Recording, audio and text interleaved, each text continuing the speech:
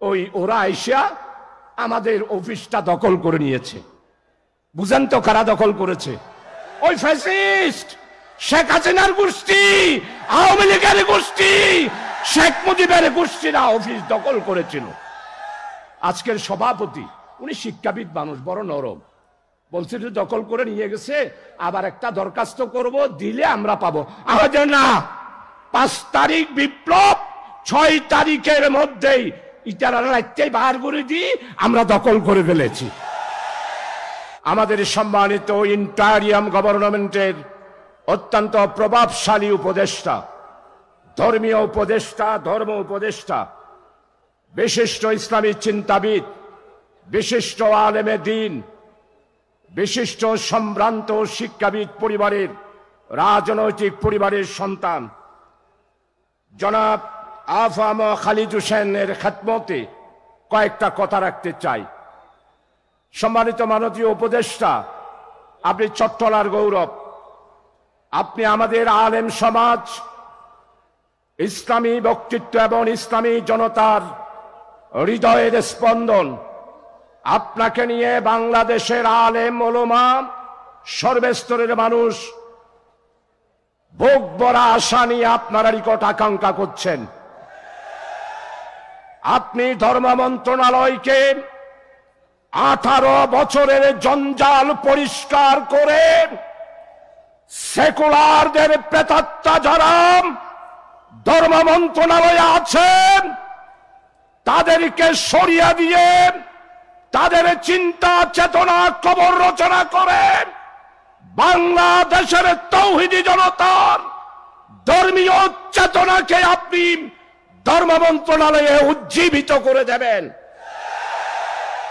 1 নম্বর অনুরোধ, সরকারি আলিয়া নেসাবের আলেম আর আমার দেওবন্দি কওমি নেসাবের আলেমদের মধ্যে যেই বিভেদ আছে, মেহরবানি করে দয়া করে বাংলাদেশ জামাত ইসলামীর আমিরে জামাত, বিশ্ব বরেণ্য ইসলামী ব্যক্তিত্ব ডক্টর শফিকুর রহমান বাংলার মানুষের কাছে যে মেসেজ দিয়েছে, আলিয়া এবং কওমি আলেমদের দেওয়াল ভেঙে দিয়ে চুরমার করে সরকারি বেসরকারি ওয়াহাবি সুন্নি কিয়ামি না কিয়ামি সমস্ত আলেমদেরকে ঐক্যবদ্ধ করার উদ্যোগ আপনি গ্রহণ করবেন ধর্ম মন্ত্রণালয়ের পক্ষ থেকে। আপনি আমার চট্টগ্রাম নয়, হাটাজারি নয়, আলিয়া নয়, গারাঙ্গিয়া নয়, বাইতুল শরফ নয়, সমস্ত মাদ্রাসার আলেমদের নয়নমণি হচ্ছেন আপনি। কারণ আপনার শ্বশুর খতিবে আজম মাওলানা সিদ্দিক আহমদ রহমতুল্লাহ আলাইহি পার্লামেন্টে বক্তব্যের মাধ্যমে উপাধি পেয়েছিলেন খতিবে আজম, অনলবর্ষী বক্তা হিসাবে। আপনার শ্বশুর বাংলাদেশে ইসলামী আন্দোলনের নক্ষত্র ছিল খতিবে আজম মরহুম মাওলানা সিদ্দিক আহমদ, নিজাম ইসলাম পার্টির নিখিল পাকিস্তানের সেক্রেটারি। তাই আপনার নিকট আশা করি আপনার মন্ত্রণালয়ের এই সময়ে মনে করবেন না আপনারা ইন্টেরিয়ম গভর্নমেন্ট এসেছেন, স্বল্প সময়ে চলে যাবেন না। বাংলার মানুষের হৃদয়ের সমর্থন ইন্টেরিয়ম গভর্নমেন্টের প্রতি রয়েছে। আমার ডক্টরীয় অনুযায়ী এবং ইন্টেরিয়ম গভর্নমেন্ট আপনাদের মুর্দাবাদ দিতে হয় নাই, জিন্দাবাদ দিতে হয় নাই, পোস্টার চাপাইতে হয় নাই, ইলেকশন হয় নাই। নীরবে মানুষ, 18 কোটি মানুষ আপনাদেরকে রায় দিয়েছে, আপনারা সরকার গঠন করেছেন, উপদেষ্টা হয়েছেন। তাই আপনারা নিজেদেরকে দুর্বল ভাববেন না। 2 নাম্বার, মেহেরবানি করে দয়া করে বাংলা ইসলামী সমাজ কল্যাণ পরিষদ এটা একটি অরাজনৈতিক সমাজ সেবামূলক প্রতিষ্ঠান। এইখানে আছে জামাত, এখানে আছে নিজাম, এখানে আছে হেফাজত, এখানে আছে জমিয়ত উলামা ইসলাম, এইখানে আছে খেলাফত মজলিস, এইখানে আছে খেলাফত রব্বানী, এইখানে রয়েছে খেলাফত ইসলাম। আমরা সবাই মিলেই আমাদের অরাজনৈতিক সংগঠন হলো ইসলামী সমাজ কল্যাণ পরিষদ চট্টগ্রাম। দীর্ঘদিন ধরেই আল্লামা হযরত মাওলানা শামসুদ্দিন সাহেবের নেতৃত্বে এই সমাজ কল্যাণ পরিষদ সমাজ সেবামূলক অনেক কাজ সম্পাদন করেছেন। আজকে আপনারা নিকট 2 নম্বরের দাবি, চট্টগ্রাম জামে মসজিদ অত্যন্ত নিগৃহীত। কুয়েতের প্রায় 300 কোটি টাকা বরাদ্দ হয়েছিল শুধুমাত্র একজন ব্যক্তির কারণে, যার নাম আপনি জানেন। শুধু তার কারণেই চট্টগ্রাম শাহী জামে মসজিদ 18 বছরে নিগৃহীত হয়েছে। 500 বছরের মসজিদ আমরা সংস্কার করতে পারি নাই। তাই আজকে চট্টগ্রামবাসীর পক্ষ থেকে আপনার কাছে বিনয় অনুরোধ, আপনি জুমাবারে ওয়াদা করেছেন, এইবারে সরকার আপনি বলেছেন 10 কোটি টাকা স্যাংশন করেছে। এর আগে 4 দলীয় জোট বেগম খালেদা জিয়া 19 কোটি টাকা স্যাংশন দিয়েছিল। আপনার নিকট দাবি, আগামী 1 মাসের মধ্যেই জামে মসজিদ সংস্কারের জন্য আমাদের প্রধান উপদেষ্টাকে চট্টগ্রামে এনে আমাদেরকে 25,000 মানুষ নামাজ আদায় করতে পারে মদিনায়ে মুনাওয়ারার আদলে জামে মসজিদকে আপনি তৈরি করে দেবেন। এটাই হলো আমাদের দাবি। 3 নাম্বার, ইফতাহি মাদ্রাসা। স্বাধীনতার 53টি বছর আমার ইফতাহি মাদ্রাসাকে আমরা স্বীকৃতি আওতায় আনতে পারি নাই। আমি পার্লামেন্টে 1993 সালে বক্তব্য রেখেছি ইফতাহি মাদ্রাসাকে প্রাইমারি স্কুলের মান দেওয়ার জন্য। আপনি আজকে এখানে আছেন, ইফতাহি মাদ্রাসার আমার শিক্ষক বৃন্দ আলেমেরা আজকে 53 বছর সরকারের কোনো অনুদান পায় না। 4 দলীয় জোটের আমলে একমাত্র সাইফুর রহমান গণশিক্ষার মাধ্যমে কিছু বেতন দিয়েছিল। এইবার আগামী বাজেটের মধ্যেই ইফতাহি মাদ্রাসাকে প্রাইমারি স্কুলের সমমানে মর্যাদা দিয়ে শিক্ষকদের বেতন বরাদ্দ করতে হবে। আমরা চাই আপনার কাছে, আমরা চাই ডক্টর ইউনূসের কাছে, আমি চাই যারা আমাদের উপদেষ্টা হিসাবে আমাদের রয়েছেন তাদের নিকট আবেদন করব, ইফতাহি মাদ্রাসা যেন ইসলামী শিক্ষার কেন্দ্র হিসাবে মাদ্রাসার সমস্ত শিক্ষকেরা যেন সরকারের আওতায় বেতন পায়। 4 নাম্বার, ইমাম সাহেব, হাই রে হাই, মাত্র 4,000 টাকা বেতন, 2 বেলা ভাত খায় মানুষের গরজ যাই। আর আপনারা সেক্রেটারিয়েটে যারা আছেন, বেসরকারি ভাবে যারা আছেন, কেউ 3 লাখ, কেউ 2 লাখ, কেউ 5 লাখ এইভাবে বেতন মারেন। আমার বহুত শুনি যারা বলে 5 লাখ নিয়ে বেতনও আছে। এই বৈষম্য বরদাস্ত করা যায় না। বেতন কাঠামো ভাঙতে হবে। কৃষক, শ্রমিক, মেহনতি মানুষের সমান অধিকার হিসাবে বেতনের আপনি ভারসাম্য রক্ষা করে বেতন রক্ষা করতে হবে। আপনি আমার সাথে আলাপ করেছেন, প্রত্যেকটা মসজিদের ইমামকে, বিশেষ করে উপজেলা পর্যায়ে শাহী জামে মসজিদের ইমামদেরকে সরকারিভাবে স্বীকৃতি দিয়ে মিনিমাম একটি সম্মানী প্রত্যেক ইমাম সাহেবদের জন্য বরাদ্দ করতে হবে। শ্রমিকেরা আন্দোলন করলে 15,000 থেকে 25,000 টাকা বেতন দেন। ইমাম সাহেবেরা আন্দোলন করেন না বলেই আপনারা তাদেরকে বেতন দিবেন না, এটা হতে পারে না, পারবে না। অবশ্যই ইমাম সাহেবদের বেতন নির্ধারণ করতে হবে। উপদেষ্টা মহোদয় ভয় করবেন না, হতাশ হবেন না। লা তাকনাতুম মির রাহমাতিল্লাহ, ইন্নাল্লাহা ইয়াগফিরুয যুনুবা জামিয়া, ইন্নাহু হুয়াল গফুরুর রহিম। হতাশ হবেন না। আপনারা মনে করছেন একটু একটু মিছিল হচ্ছে, একটু একটু রাস্তায় নেমে গুড়ুর গাডুর করতেছে, বোধহয় এরা আবার রাস্তায় নামবে। কিয়ামতের ফজর হবে, সেকুলারিজম আর বাংলাদেশে আসতে পারবে না ইনশাআল্লাহ। মাননীয় উপদেষ্টা ডক্টর ইউনূস আপনাকে অসম্ভব ভালোবাসে। আপনার থেকে মসলা মশাইলও জেনে নেবার চেষ্টা করেন। আমি জেনেছি, শুনেছি। বেচারা আসলে বড় স্কলার, ধর্মীয় ভাবেও যাতে স্কলার হয়, আপনি উনার পাশে পাশে থাকবেন। তাই বাংলাদেশে আগামী দিনে অবাধ সুষ্ঠু নিরপেক্ষ, যার ভোট তাকে দেব, যাকে খুশি তাকে দেব, সেই রকম একটি পরিবেশ সৃষ্টি করার জন্য আপনারা যে সংস্কারের উদ্যোগ দিয়েছেন, আমরা চট্টলবাসী আপনাদের পক্ষে রয়েছি। আমরা আপনাদেরকে সমর্থন দেব, রাজপথ দখলে রাখবো। তারপরেও আপনারা পিছপা হবেন না, হতাশ হবেন না। সর্বশেষ প্রিয় ভাই সব আসুন, প্রধান অতিথি আপনি সমাজ কল্যাণ পরিষদে এসেছেন। আমাদের একটা ছোট্ট জায়গা ছিল, এই জায়গাটা সরকার বরাদ্দ দিয়েছিল। ওরা এসে আমাদের অফিসটা দখল করে নিয়েছে। বুঝেন তো কারা দখল করেছে? ওই ফ্যাসিস্ট শেখ হাসিনার গোষ্ঠী, আওয়ামী লীগের গোষ্ঠী, শেখ মুজিবের গোষ্ঠীরা অফিস দখল করেছিল। আজকের সভাপতি উনি শিক্ষাবিদ মানুষ, বড় নরম, বলছে যে দখল করে নিয়ে গেছে, আবার একটা দরখাস্ত করব, দিলে আমরা পাবো। আমাদের না, 5 তারিখ বিপ্লব, 6 তারিখের মধ্যেই ইটারা রাত্রেই বার করে দিই, আমরা দখল করে ফেলেছি। মাননীয় উপদেষ্টা, এই জায়গাটাতে আমরা 10 তলা ভবনের একটা বিল্ডিং করতে চাই। মেহরবানি করে এই জায়গাটা আমাদের নামে বরাদ্দ করার জন্য 99 বছরের লিজ যেটা আছে, আপনাকে সহযোগিতা করতে হবে।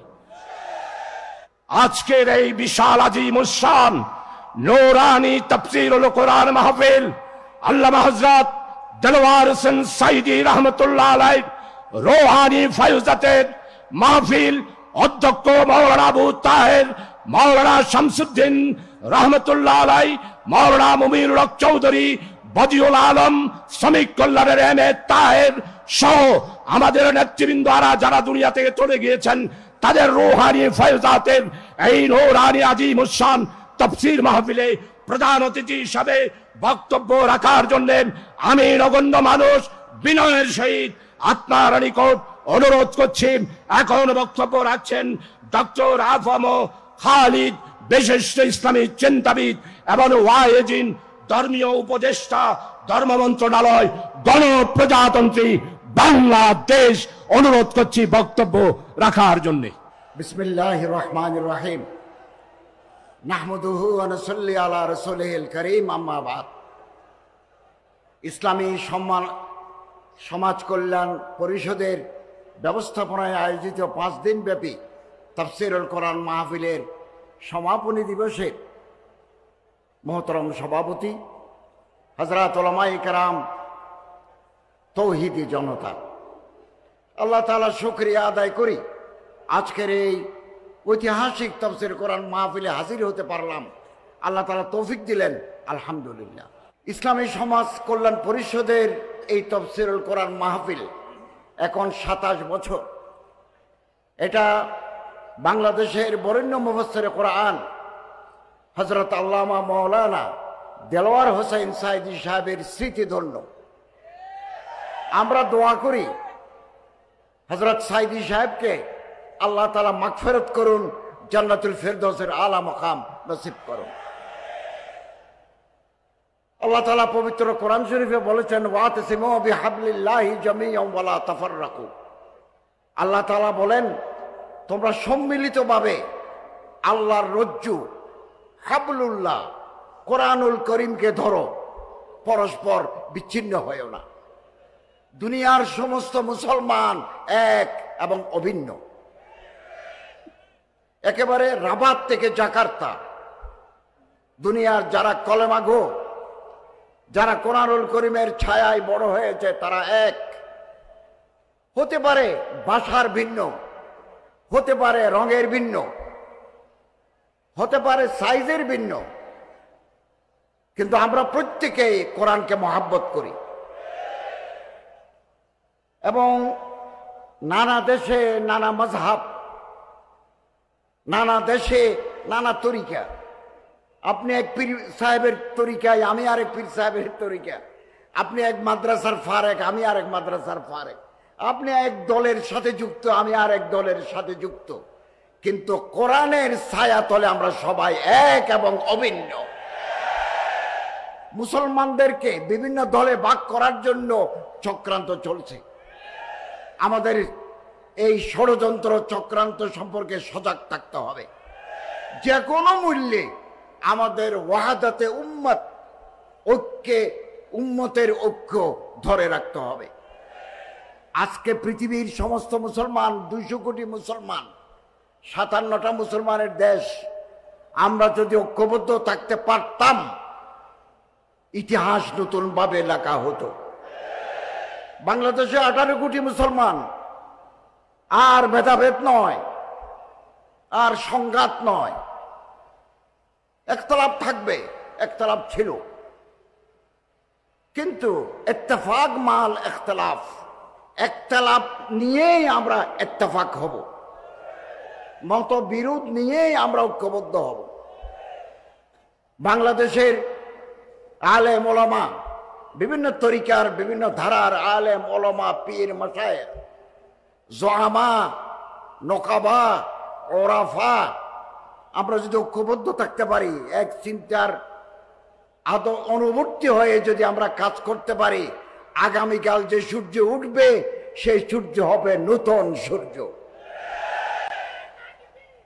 এবং আমি নয়া দিগন্তে 2019 সাল থেকে নয়া দিগন্তে পোস্ট এডিটোরিয়াল লিখেছি, এবং মুসলমানদের ঐক্য, কওমি আলিয়ার ঐক্য, বারে আর্টিকেল লিখেছি। এগুলো সমাজে ইতিবাচক প্রভাব ফেলেছে। আমাদেরকে বিভক্ত রাখার জন্য চক্রান্ত চলছে, আমাদেরকে সচেতন সতর্ক থাকতে হবে। এবং ইনশাআল্লাহ আজিজ, কেবল ভোটের ঐক্য নয়, হোক না ভোট কেন্দ্রিক ঐক্য হোক, এমনি আমরা যদি একটু কাছাকাছি আসতে পারি, একে অপরের ঘরে যেতে পারি, একে অপরের সাথে বসতে পারি, এটাও সমাজে ইতিবাচক প্রভাব ফেলবে। আমি আশাবাদী আমরা এই দেশে কোরআনের আদর্শে একটা সমাজ এবং রাষ্ট্র ব্যবস্থা দেখে যাব ইনশাআল্লাহ, ইনশাআল্লাহ।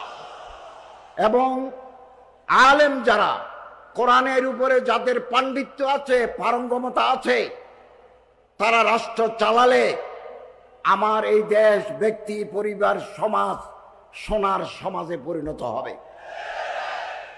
আমরা যদি সরকার পরিচালনায় দিনদার, পরহেজগার, আলেম ওলামাদেরকে সম্পৃক্ত করতে পারি রাষ্ট্র পরিচালনায়, তাহলে দুর্নীতি, স্বজনপ্রীতি, লুটের মানসিকতা, অব্যবস্থাপনা বিদায় নেবে ইনশাআল্লাহ। অতএব আসুন ফেসবুকে, টুইটারে, ব্যক্তিগত পর্যায়ে আমরা গুতাগুতি না করে পরস্পরকে সম্মান করতে শিখি। এবং আমি আপনাকে সম্মান না করলে আমি আপনার কাছ থেকে সম্মান আশা করতে পারি না। আসুন আমরা মনকে বড় করি, দৃষ্টিভঙ্গিকে প্রসারিত করি। যাদের মন ছোট তাদের মাধ্যমে বড় কাজ হয় না। We have no room in our heart to accommodate others. অন্যদেরকে আমরা গ্রহণ করতে পারি না। আমি আমার দলের লোক ছাড়া, আমি আমার তরিকার লোক ছাড়া অন্যদেরকে আমি অ্যাকোমোডেট করতে পারি না। এই দৃষ্টিভঙ্গি আমাদের পাল্টাতে হবে। সবাইকে নিয়ে কাজ করার মানসিকতা আমাদের গ্রহণ করতে হবে। সম্মানিত হাজরিন, আমাদের সাবেক এমপি মহতরম শাহজাহান চৌধুরী সাহেব অনেক কথা বলেছেন। ইসলামিক সমাজ কল্যাণ পরিষদের যে জায়গার কথা বলেছেন, 99 বছরের জন্য আপনারা লিস্ট চাচ্ছেন, আপনারা আবেদন করেন। ধর্ম মন্ত্রণালয়ের উপদেষ্টা হিসেবে আমার যা যা করা দরকার আমি 100 এর জন্য কাজ করব। দ্বিতীয়, আমার মন্ত্রণালয়ের অধীনে ইসলামিক ফাউন্ডেশন, ওয়াকফ প্রশাসন, এরপরে মসজিদ ভিত্তিক গণশিক্ষা, ইমাম মুয়াজ্জিন কল্যাণ পরিষদ, হিন্দু কল্যাণ ট্রাস্ট, বৌদ্ধ কল্যাণ ট্রাস্ট, খ্রিস্টান কল্যাণ ট্রাস্ট আছে। আমি ইনশাআল্লাহ আজিজ 16 বছরের জঞ্জাল 6 মাসে পরিষ্কার করা যায় না। আমি আন্তরিকভাবে চেষ্টা করছি। আগে প্লেনের ভাড়া ছিল হজে 1,97,000। আমি 4 বার বিমানের অফিসারদের সাথে বসে এটা 1,67,000 নামিয়ে এনেছি। এবং গত সপ্তাহে সৌদি আরবের হজ ও উমরা মন্ত্রীর সাথে দেখা করেছি। পানির জাহাজে কিছু হাজি পাঠাতে চেয়েছিলাম, আমাদের দেশে জাহাজ নাই, জাহাজ নাই। সৌদি গভর্নমেন্ট পারমিশন দিয়েছে, জাহাজ নাই। তো জাহাজের জন্য কর্ণফুলী শিপ বিল্ডার, কালকে আমার সাথে কথা হয়েছে, 2025 সালে পারি নাই, 26 সালে, ততদিন পর্যন্ত যদি আমরা ক্ষমতায় থাকি, 26 সালে জাহাজ যোগে হাজি পাঠাতে পারে কিনা প্রাণপণ চেষ্টা করে যাব। এবং আমি এবারও সৌদি হজ মন্ত্রীকে বলেছি 50 ভাগ হাজি বাংলাদেশ বিমান বহন করে, 35 ভাগ বহন করে সৌদি আরবিয়া, 15 ভাগ বহন করে ফ্লাই নাস। আমি ওনাকে বলেছি কোন কর্তৃপক্ষ যদি বেশি দামে ভাড়া দাবি করে আমরা থার্ড ক্যারিয়ার নিতে পারি কিনা। তিনি আমাকে বলেছেন আপনি লিখিতভাবে আমার চিঠি দেন, এটা যদি পাই বাংলাদেশ বিমান অথবা আর কেউ যদি ভাড়া বেশি চায় আমি আমিরাটস ভাড়া করব, আমি কাতার এয়ারওয়েজ ভাড়া করব এবং গালফ এয়ার ভাড়া করব। আমার দেশের হাজিরা যাতে একটু কম পয়সায় হজ করতে পারে, আমি অত্যন্ত সচেতন। আমার মন্ত্রণালয়ের অধীনে যদি কেউ ঘুষ খায়, আপনি যদি প্রমাণ দিতে পারেন আমি তাকে সাসপেন্ড করে দেব। আমি এটা স্পষ্ট করে বলেছি। আলহামদুলিল্লাহ, আমি আমার মন্ত্রণালয়ের অধীনে যত ডিপার্টমেন্ট আছে খুব নেককার, পরহেজগার, আল্লাহর বলি, দিনদার লোকদেরকে আমি মনোনয়ন দিয়েছি। আপনারা জানলে খুশি হবেন, Islamic foundation is a board of governors. যাদের পরিচালনায় ইসলামিক ফাউন্ডেশন পরিচালিত হয়, এই 5 জন বড় আলেমের ভিতরে আমি চট্টগ্রাম শাহী জামে মসজিদ সম্মানিত খতিব আওলাদের রসুল হযরত তাহির জাবিরিকে আমি মেম্বার করেছি। আমি এই ব্যাপারে হযরত জনাব শাহজাহান চৌধুরী এমপির সাথে কথা বলেছি। এরকম 5 জন বড় আলেম পদাধিকার বলে উপদেষ্টা হিসেবে আমি চেয়ারম্যান। এবং আলহামদুলিল্লাহ গত মিটিংয়ে আমরা ইতিবাচক অনেক সিদ্ধান্ত নিয়েছি। ফেব্রুয়ারি মাসে আমাদের আবার মিটিং আছে, হযরত যাবেন, আমরা আরো সিদ্ধান্ত নেব। এবং আমরা এই সিদ্ধান্ত নিয়েছি বিগত 16 বছরে ইসলামিক ফাউন্ডেশনকে যারা বেচা বিক্রি করেছে, 900 করেছে, হাইকোর্টের বিচারপতির নেতৃত্বে তদন্ত কমিটি গঠন করে আইনানুগ ব্যবস্থা নেব। আমরা একমাত্র আমরা আল্লাহকে ভয় করি, আল্লাহর রহমত কামনা করি। এদেশের তৌহিদি জনতা আমাদের সাথে আছে, এটাই আমাদের শক্তি। ইনশাআল্লাহ আজিজ পরামর্শ দেবেন, বুদ্ধি দিবেন। এবং ইসলামিক ফাউন্ডেশনের গভর্নর আন্দরকিল্লায় থাকেন, ওনার কাছে বলবেন, আমাদের কাছে চলে আসবে। এবং যাকে মহাপরিচালক করেছি তিনি একজন আলেম মুফতি, তিনি খুলনা নারী ও শিশু আদালত ট্রাইব্যুনাল নম্বর 3-এর বিচারক, জেলা জজ, দায়রা জজ, ওনাকে এনেছি। ওয়াকফ প্রশাসনে একজন অ্যাডিশনাল সেক্রেটারি দিয়েছি, উনি অত্যন্ত পরহেজগার মানুষ, ঘুষ খান না।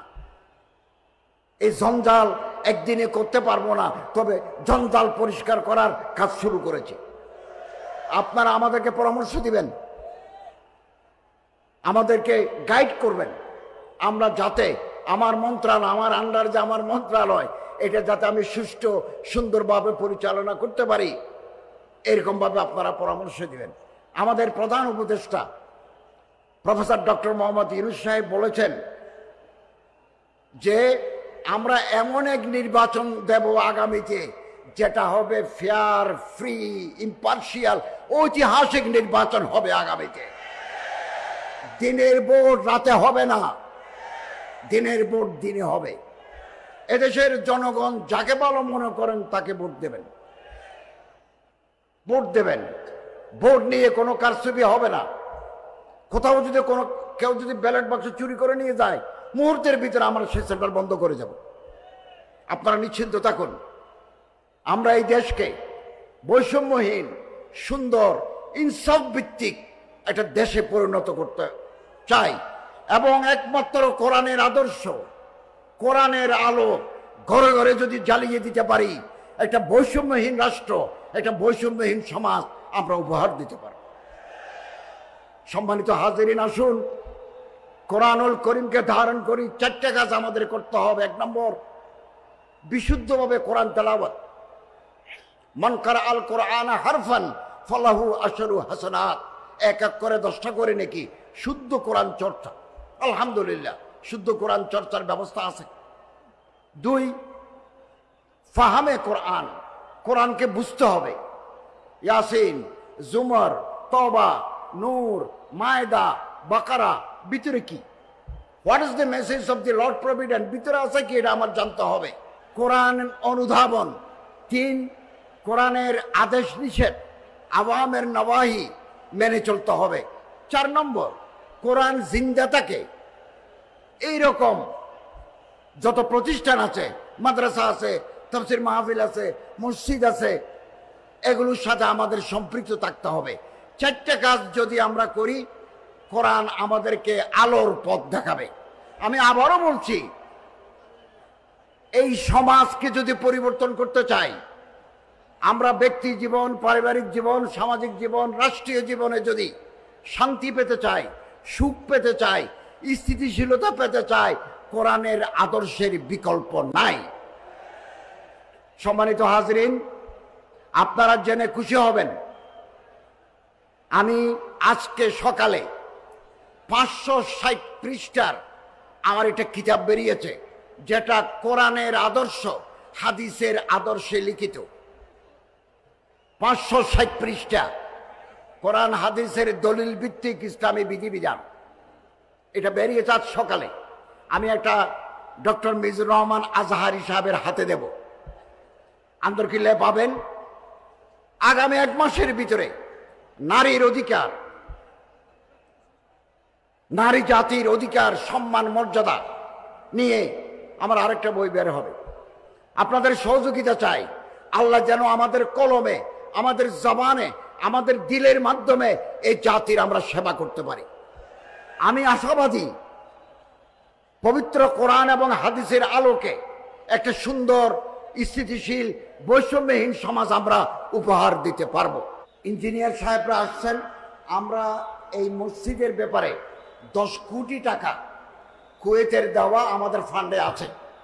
আমরা চেয়েছিলাম জানুয়ারি মাসে আমি উদ্বোধন করব, কিন্তু ইঞ্জিনিয়াররা বলছেন আমাদের একটু হাতে সময় দেন, আমরা একেবারে রাস্তা থেকে বিল্ডিং করে শেষ মাথা পর্যন্ত করব, যাতে হাজার হাজার মানুষ এক ইমামের পিছনে নামাজ আদায় করতে পারে। আলহামদুলিল্লাহ কাজ চলছে। প্রতি মাসে আমরা মিটিং করছি।